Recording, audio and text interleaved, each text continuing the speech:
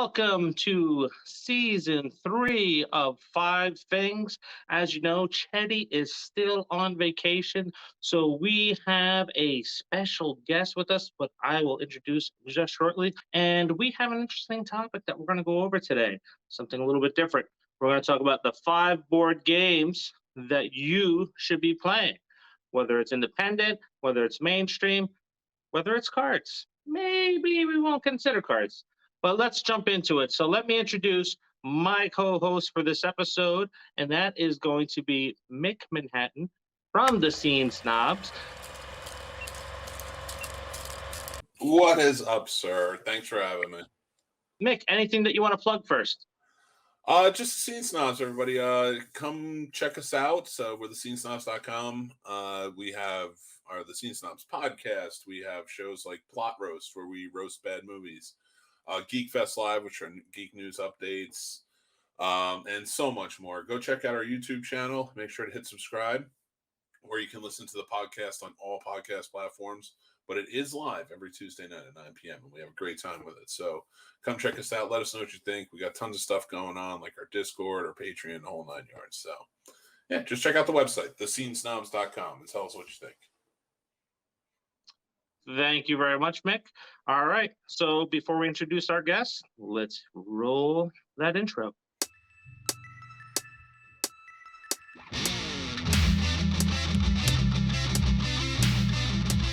I am inevitable.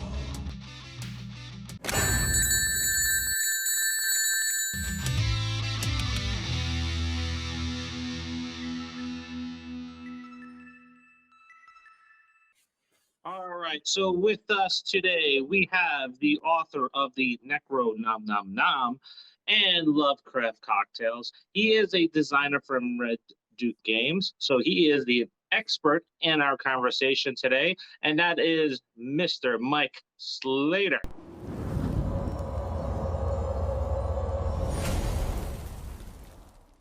Hey guys, thanks for having me on. Welcome.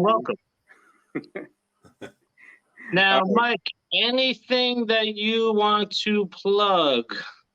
First, go to reddukegames.com and look at all of our stuff. So we have indie games that we have created, indie games that we have brought to production for other people, mostly card games, and our first board game, Catawampus, is out. This is nowhere yet, but very soon we will be taking our latest project to a crowdfunding platform called GameFound, and that will be a 5e book called Furthest Night Beyond the Outer Darkness. Very excited about that. Our game company is best known for our cookbook, the Necro Nom Nom Nom cookbook of ultimate eldritch power. And it recently got a boozy companion last Halloween called Lovecraft Cocktails, 78 instances of imbibable madness. In August, we have Creature Feature Weekend. We have Key City Steampunk. There's Necronomicon in Providence, Rhode Island. Busy time for Red Duke Games. Definitely go check them out at any of these conventions. I will have to say that that's how I got back into board games, by meeting another game publisher at a convention and having the conversation with them and learning about the board game was the best way to actually expand myself outside of just those normal off-the-shelf mainstream games. So how it works on 5 Things is we go round robin style. We go from 5, we go all the way up to number 1. So since you are our guest, you get to start us off. So go ahead. What is your number 5? My number 5 is a game called Eschaton by Archon Games. I hope that nobody there hates me for describing it this way, but it's kind of like Risk plus Satan. Okay. Yeah, so it's, the end of the world, and you're trying to get your cult to be the one that summons the Dark One to end the world before some other bastard gets there first. So, you have a world map, and you're trying to grow your cult or your resources faster than everybody else so that you can summon the Dark One and bring about the end of the world, for which you will be judged. It's a lot of fun. My buddy Jim kicks our butts at it all the time. He's got it figured out. We don't, but it's fun every time. It doesn't feel like playing the same game over and over again, like a Monopoly or something like that. Not to take any dings at anybody's favorite game out there or favorite relationship ruining mechanism. But yeah, I have a feeling that my list is going to be a bunch of things that neither of you have heard of, but that's okay.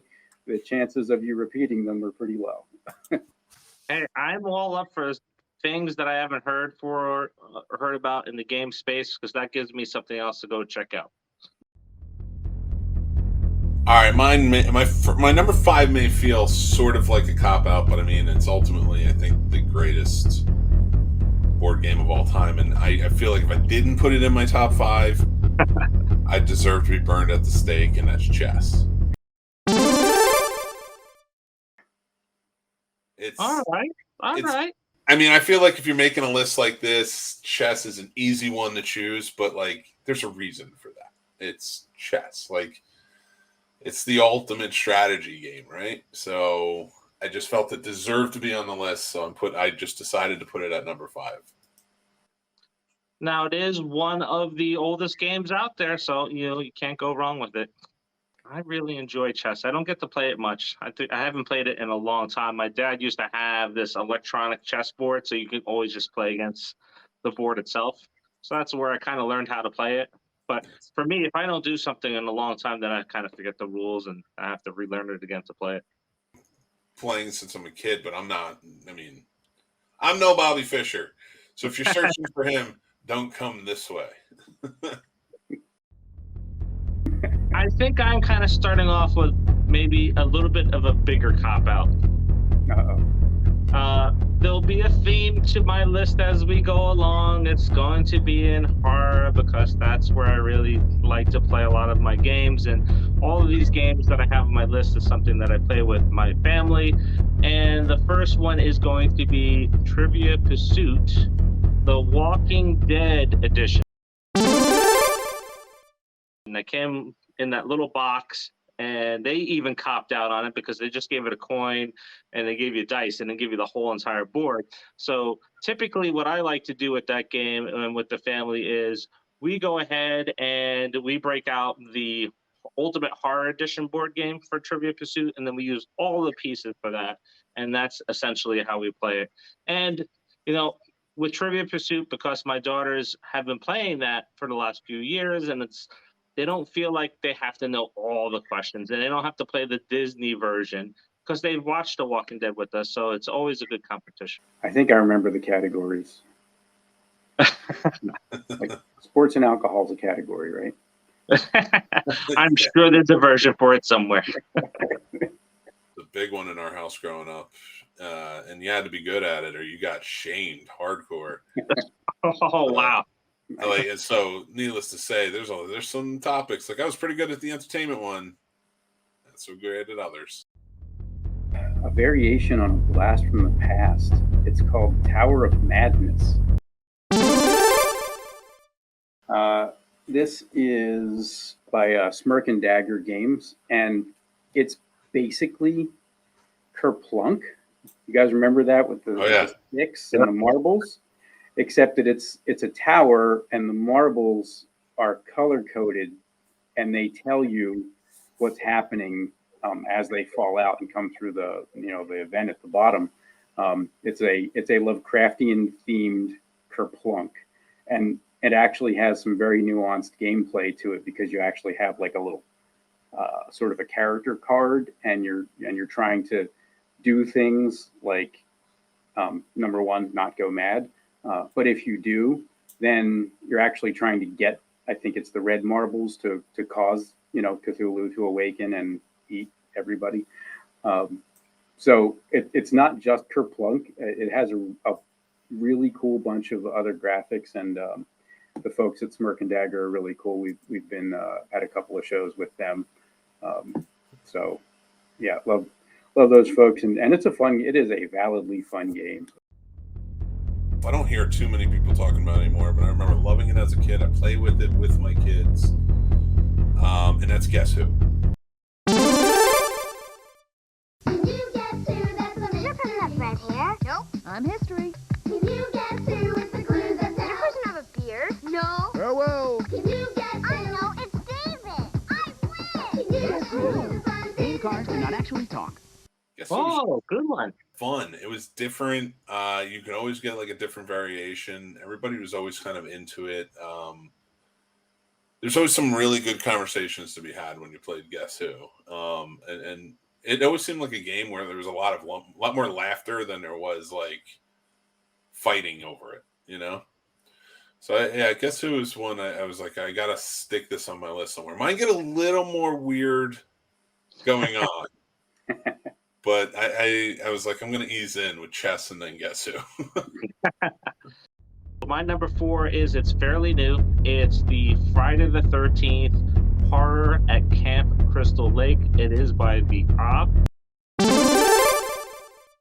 If you're not familiar with it, essentially it's a group of camp counselors that are playing the game. You have this little bag with tokens that are in it, and you pass it around. You gather weapons and survival tokens, and then you have to survive 5 nights so that you don't get killed by Jason. And it is probably, I think, the third horror game that we bought in this household once it came out. And during the pandemic, that's when we discovered it. Everybody played it, and it's relatively quick. So everybody wants to just keep playing it. So it's definitely a fun game. Nice. Nice. I'll check that out. Yeah, sounds like right up my alley. It was a Kickstarted game, one of those ones that, funded to 4,000% of its target in 0.87 seconds. It's a miniatures-based game, which those are the most successful ones. They're also the most complicated to produce. It's called Nemesis. Basically, every horror sci-fi movie ever put together, right? So you're on a spaceship, something has gone wrong, you dropped out of hypersleep, and you wake up and like the hallways are dark and there's things running around and people are disappearing and there's screams and whatnot. And in the I guess the most basic version of the game, you would compare it to Aliens, right? You wake up from hypersleep, there's something awful on board, you go looking around the ship, you're making noise, it's finding you. So there's like a noise mechanic depending on which way you choose to go. It's really well done, and I think the one of the most fun things about it is, of course, there's 8,000 expansions.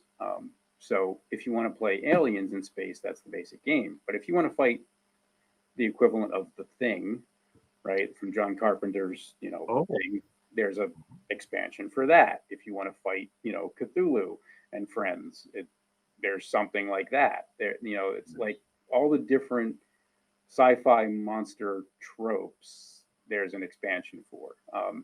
It has a neat mechanic where you have 2 objectives and you have to pick one of them when the first encounter happens. There's a personal objective which can sort of be cooperative and altruistic, and then there's a corporate objective that pretty much always means screw the other guys. You can play it either way. It's a well-designed game. The miniatures are beautiful. It's an investment in materials, time, and money, but it's a good game. I admire the folks that put that out. That one's by Awaken Realms. Now with the expansions, they can cross, right? So you can play with different characters. Yep. That's awesome. Yeah, you can play the janitor from the basic game in the Cthulhu-esque version of the monsters, and so we pretty much always voice him like Scruffy from Futurama because, well, that's funny. And we're goofballs, but It's the multiverse of board games. Scruffy needs a new flamethrower. This goes back to my childhood days of having a younger sister and playing board games with her board games. And that's Mall Madness. What? Mall Madness. Sale at the shoe store. The new shop till you drop game that really talks. Sale at the fashion boutique. It's all the fun of a shopping spree. With Mall Madness, you get it all. A bank account and your own credit card. Clearance at the sunglass boutique. Mall Madness really talks. To win, buy everything on your list and be first out of them all. You would think growing up in New Jersey, I would have had enough of malls. That's not the case here. Are they my favorite now? Probably not. I wish I got to play more board games. My kids are very into them. I don't always get the chance to play with them. And I don't want to go with the same old. So I'm going to go with special memories I have, and Mall Madness is one of them. You know, with my fake credit card, go get that dress for prom, get it on in there. But yeah, Mall Madness was one that was like, they don't make them like they used to. You know, where they're really, you know, like the big companies, they don't make them like they used to. It's all falling apart in 5 seconds. You know, you want the real love in the games, gotta go to Red Duke. That's right. Go there. Yeah. Our first board game, I'm pretty sure you could hit somebody over the head with it and cause damage to them and not the game. That is the way to sell it. That's 100% the way to sell it. Don't try that at home. Yeah. Not just a board game, but a self-defense weapon as well. That's right. Yes. There's actually 2 different versions of this game that's out there right now. The one that I am going to talk about is by Prospero Hall, and that is The Shining. Oh, yeah, So- that's a good one. Not only is this game fun to play, where you have 2 different ways to play it. You can play it where you're all trying to survive the 4 or 5 month being in the Overlook Hotel, or if somebody is secretly possessed and looking to kill you. But the artwork for this game is phenomenal. The back of the board, the front of the board, the cards, everything about this game is beautiful. It's fun to play. It takes about maybe 30 minutes to play it, and it's 3 to 5 players. This probably is the second favorite game in my house with my entire family to play. Yeah, the art of a game is so important. I mean, you can have great mechanics and have it be fun to play, but people have to want to pick it up in the first place to learn that it's a great game and has fun mechanics. The art is so important, because really, who's going to pick it up and look at it if it looks like it's drawn on a napkin by a 5-year-old? Uh-huh. Me, it's called Mall Madness. Okay. All right. Fair. I'm going to break the rules. I'm going to plug one of our games, but it's a card game. So that game is called Azra, War of Heralds. That's fine. It was our first external development, right? So we had a gentleman named Eric Fairchild come to us and say, "Hey guys, I've got this cool game. You guys make games. I don't own the art for it. It's a set of mechanics, but I have a demo deck. Let's sit down and play it." And Tom and I both walked away from that session like, "Wow, this needs to be a game. Like, this is good. This is validly good, really well designed and fun." The piece of art behind me, whoops, wrong way, is the summoner from Azra, War of Heralds. Can I get out of my own way here? Probably not. The game is kind of like your party versus your opponent's party, and you're drafting out of an identical set of 15 guardians, which, you know, like paladin, assassin, cleric, summoner, the guy behind me, sentinel, and you go head to head with a secret draft mechanic in 2 ranks, and the powers of the cards of the guardians are, you know, based on what you would think they would do, right? The cleric can heal adjacent cards. The warlord is, you know, a master swordsman and can stab you in the face better than other kinds of cards. The assassin sits there and waits until you're not paying attention and then kills you. You know, it's a quick, tight game. You can play it in like 15 or 20 minutes once you know what you're doing, and it's never the same game twice. It's something that we'll have to check out. I left cards off. Dave and I were talking about it earlier, and I'm like, all right, can card games go on there? So here is my parameters personally for picking. And I felt like before we get to the honorable mentions, where I will say what should have been on the list, which are card games and other things. I went with it has a base play that everybody can like kind of surround themselves around and touch or in some way, shape, or form. All players can be there for it. So that's why that was the board game aspect for me. Number 2 with a bullet is the VHS board game from the 90s, Nightmare. Nightmare, the game hosted by a video. I am the gatekeeper! To win, you must stop it. Roll the dice! The video board game Nightmare. The gatekeeper talks to you. Whose turn is it next? And you must answer him. Answer me! Yes, my gatekeeper. Go for it! Nightmare, a race against time for 3 to 6 very game players. Let's party! Oh, So it was it was like the first one in the Atmosphere line. There was like a trilogy of them, but yeah, Nightmare was a good one. So basically, for anybody who doesn't remember or is too young to know what a VHS board game is, it's your essential board game. It's a horror game. You got a VHS tape with it. You popped it in, and there's a character called the Gatekeeper.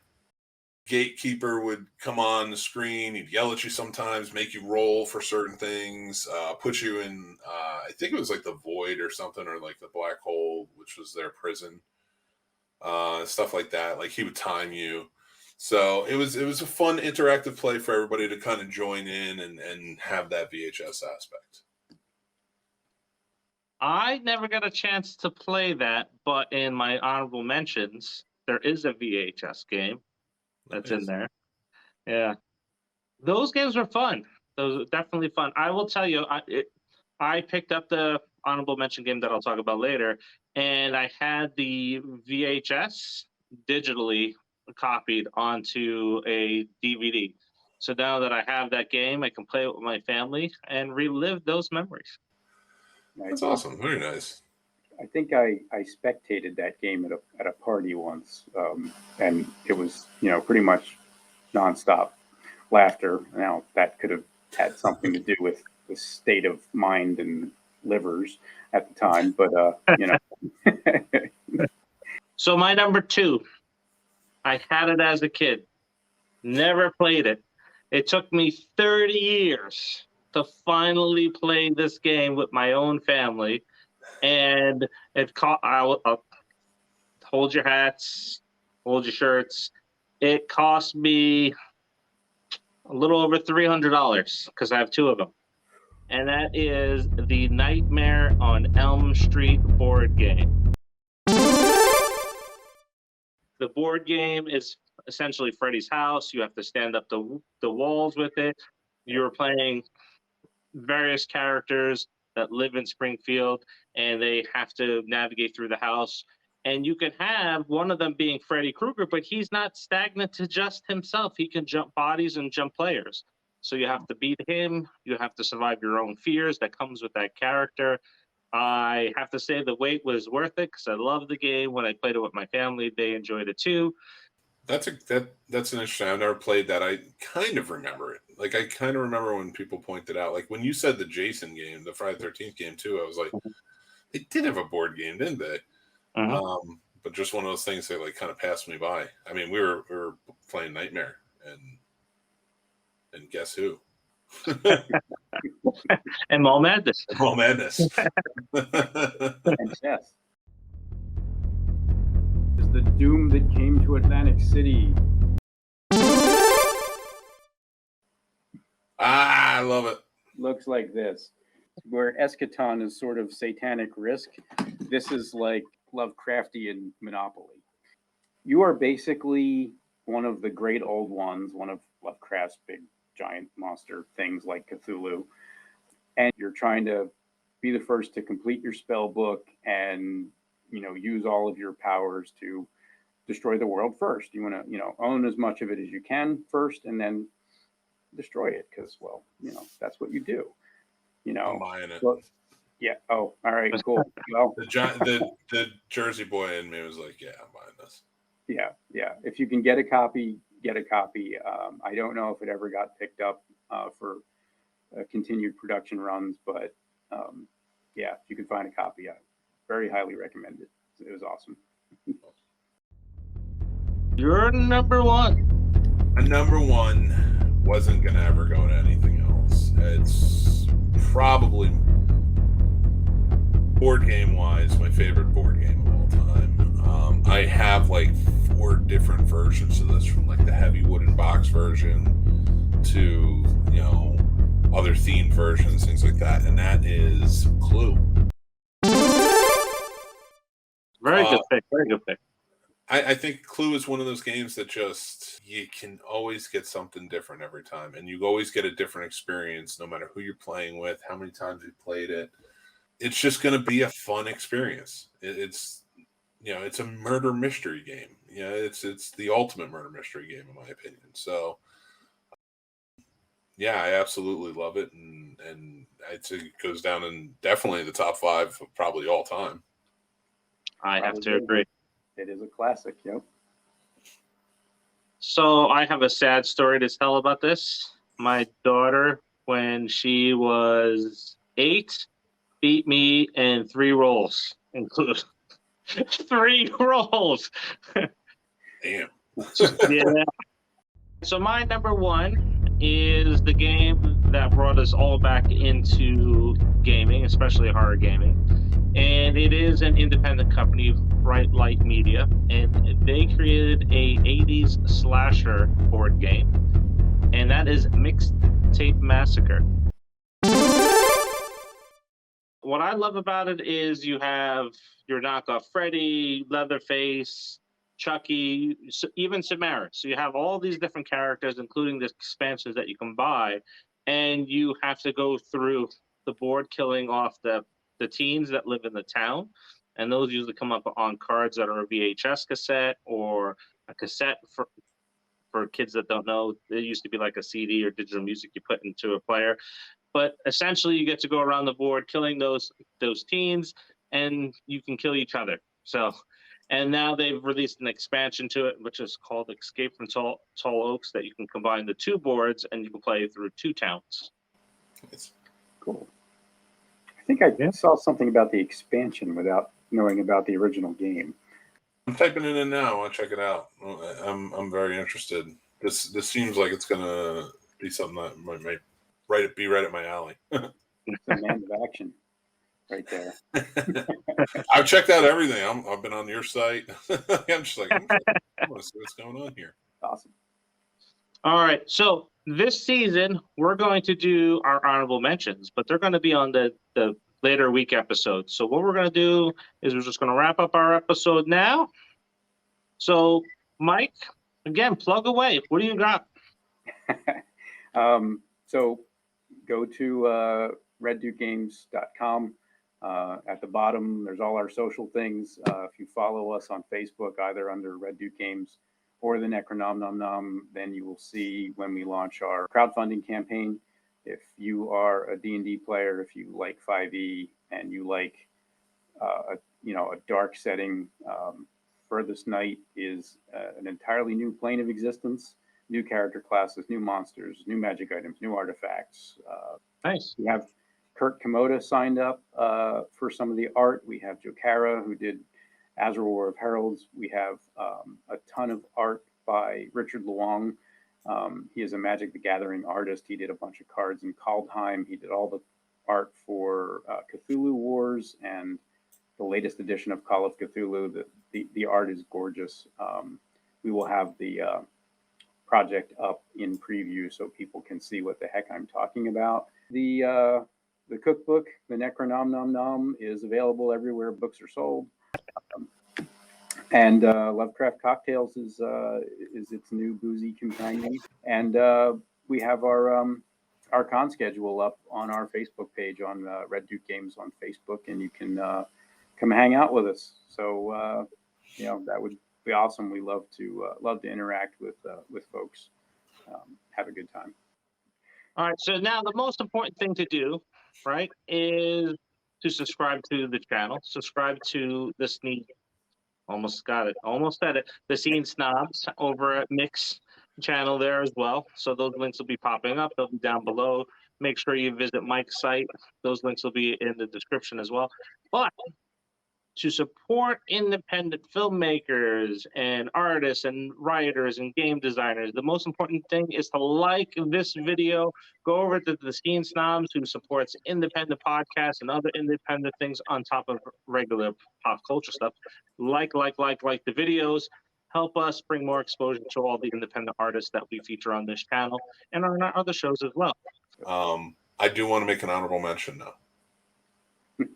and that is everybody play more Munchkin. It's such a great card game. Now that's my favorite of all time. I had to make sure that was mentioned, but it's not quite a board game, but it's a fun game. I have Munchkin Cthulhu sitting right across from me, staring at me over the webcam. Yeah, listen, guys, this has been a lot of fun talking about this stuff. I've really enjoyed it. Thank you so much. Thank you, everybody, for all your support of thescenesnobs.com. And Dave, thank you for having me on this. Yep, thank you both. And for everybody, we'll catch you on the next. See ya. All right. See you, everybody.